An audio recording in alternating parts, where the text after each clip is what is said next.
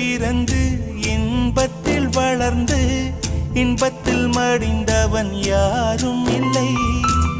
துன்பத்தில் பிறந்து துன்பத்தில் வளர்ந்து துன்பத்தில் முடிந்தவன் யாரும் இல்லை.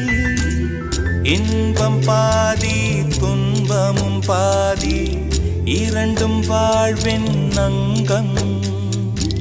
நெருப்பில் வெந்து நீரினில் குளித்தால் நகையாய் மாறும் தங்கம்.